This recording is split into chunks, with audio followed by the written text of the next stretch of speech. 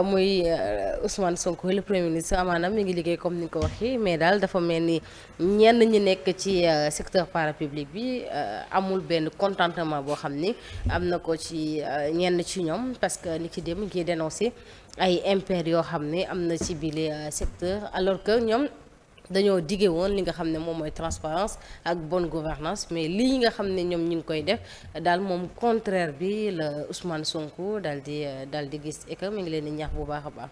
da ngay dénoncer daal. waaw secteur bi moom ndeya moo mës a nekk c'est l'éternel problème de nos gouvernants.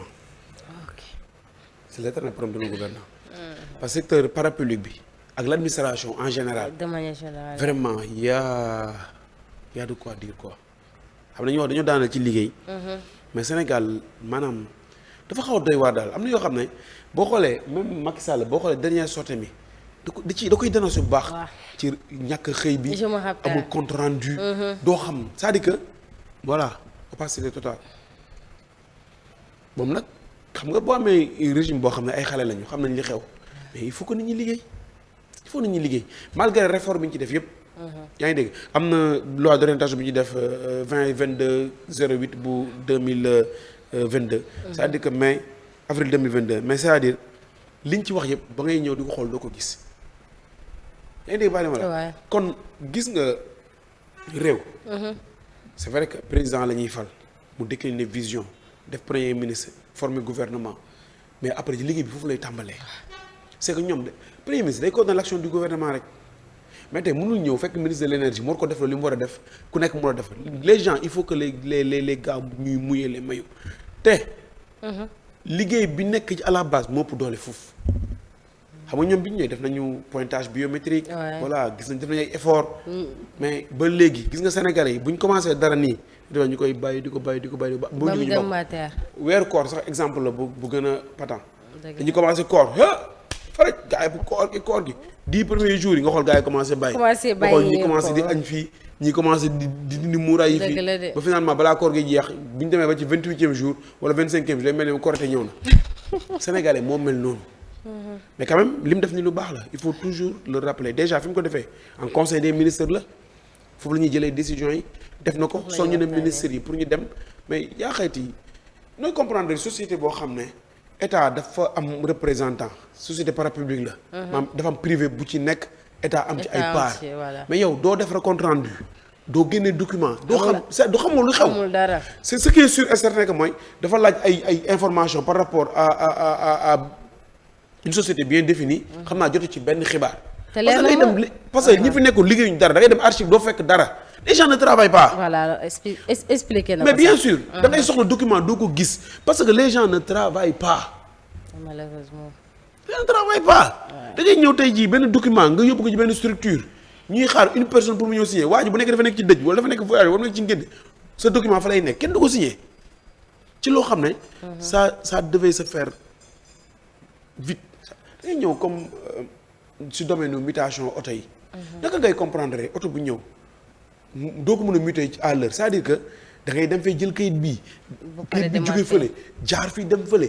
bon ñu ngi ci def ay effort sax ñu ngi dajale décentraliser affaire yi mais c'est-à-dire que ça te prend une semaine wala di pour nga muter ci xaalis boo xam ne dafa dugg ci mais lenteur yooyu noonu xaalis bi dugg ci daal te état yooyu noonu société yooyu noonu boo demee état daf ci am ay part. te dafay am ay lenteur mais bien sûr léegi nag dañoo war a liggéey affaire bi am visibilité mbir yi gaaw. mais malheureusement loolu mooy problème. et pourtant ñu ngi doon jéem a moderniser mbir mi ci numérique bi. mais ça prend du temps digitalisation xam nga tey bu nekkee tey yow tey jii su ma la joxoon rek 10 cassettes VH ne digitaliser ma ko ça te prend du temps.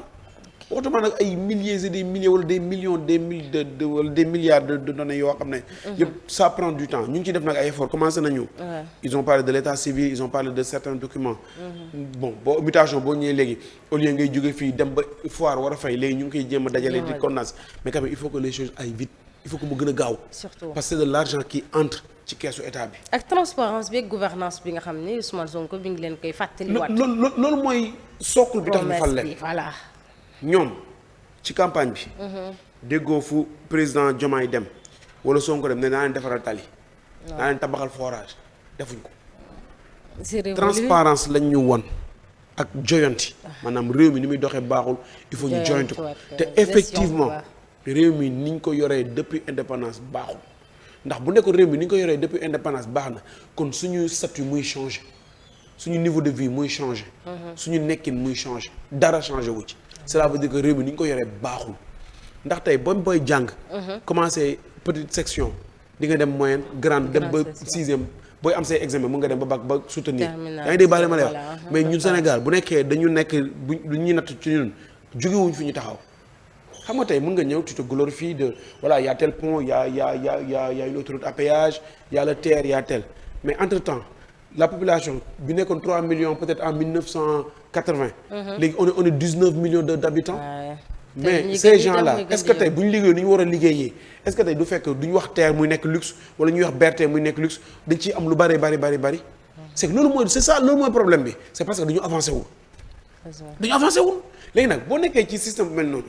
ngay soog a ñëw dige woo yow transparence boo gisee ne li nga waxoon ak sénégalais yi mu ngi sooxe mais voilà. Doo xaar opposition wax ko yow yaa koy wax te c'est bien heureux ñu koy dégg moom mu koy wax kon moo lay wane ñu ngi am conscience que les choses fii ak fii la toll et que ñoom boobaa ils vont travailler pour remédier ko mais li wóote woon mooy moom Diomaye moom Sonko doyul pour développer un pays ils ont des idées léegi nag beneen bi mooy li mu wax nii pour man avertissement la y aura des sanctions bu nekkee dafa nar a continuer nit ñi nga xam ne dañu leen nam ek liggéey ñu dégommé leen kenn ñeneen. Et pourtant Modou Ousmane Sonko yàgg na leen wax tijji leen seen bureau yi pour askan wi maanaam administration bi à ce que pour mu mën a daal am benn collaboration ak le sénégalais lambda pour que muy mën a am accès ci ñoom mais kon bu waxaatee nii la ca topp mën a doon ay sanctions yi nga xam ne yaa koy wax mooy li ma la wax nii alerte na. voilà alerte na moom.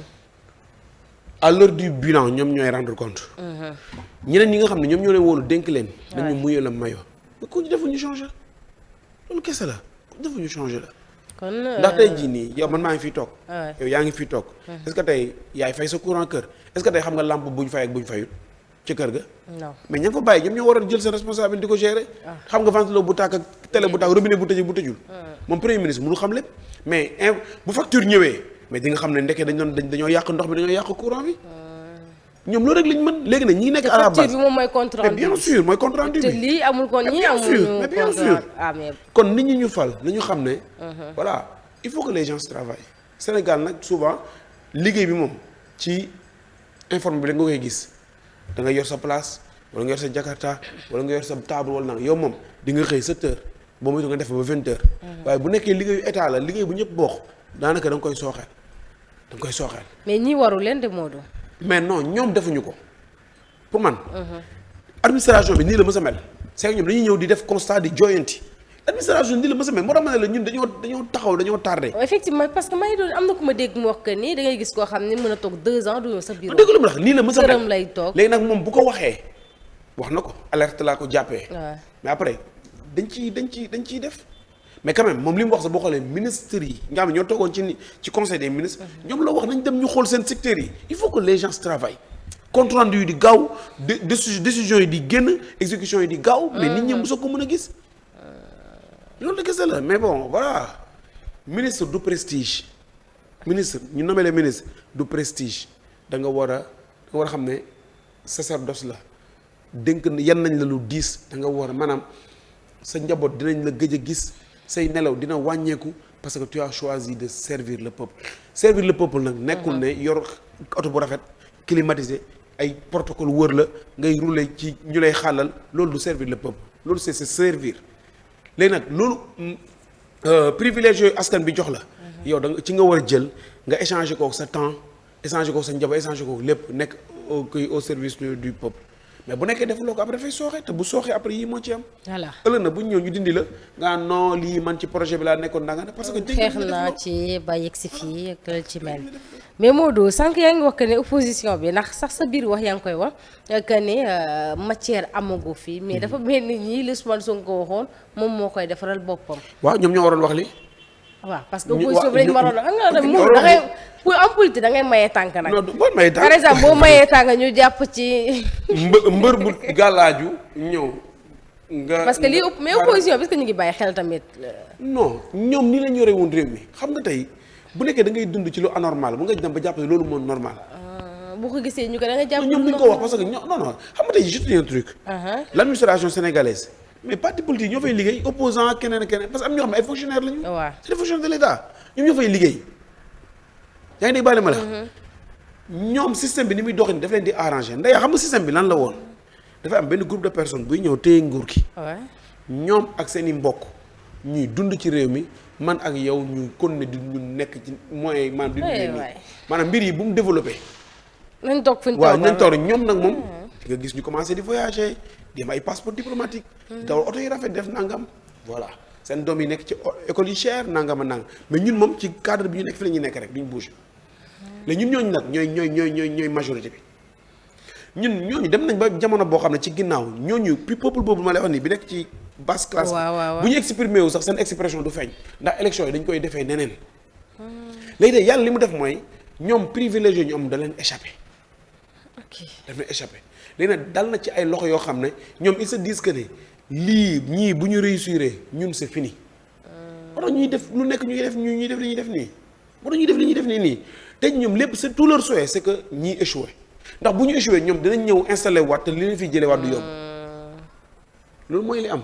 ok tey Diomaye Sonko bu ñu échoué ci projet bii nii ñaanu ma ko yàlla dana leer ne politiciens yi fi nekkoon ñoo fiy toog te dootuñ fi jógee ñun boog duñ ko fekkee ñun moom duñ ko fekkee ça c'est clair et net mais ñii li ñuy def nii moo tax ñoom duñ ko mës a gis mu baax lu ñu def dinañ ko gàkkal léegi nag fi mbir mi toll mooy. bu nekkee da nga ñëw falu ci dëgg. ñëw commencé wax sénégalais yi dëgg soo gisee lu sooxee sa biir kër di nga ne lii day sooxee sama biir kër. mais quand même xam nga fan la nit ñi di xaar. nga jéem a def effort pour joyanti ko te loolu dina am loolu dina am.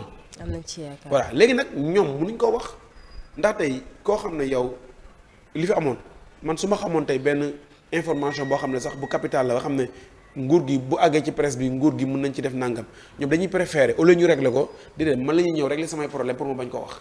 loolu moo fi doon am voilà mais bu nekkee suñu autorités ñu ngi wax les maux les mal du pays. mais kon opposition bi duñu am lu ñu wax. te loolu laa lay wax boo xamante ne amul matière. amul matière Pastef mooy opposé wu Pastef yi ñu fiy wax ne ay anomalie la ñu koy génne waa Pastef lañu justice bi bu ñu koy critiquer waa Pastef ñoo koy critiquer. ok Pastef boobu noonu mooy jël Pastef bi nga xam ne mooy wax ay réalisation nguur gi di wax finalement amatul opposition Pastef mooy opposé Pastef mooy gouverner mooy opposé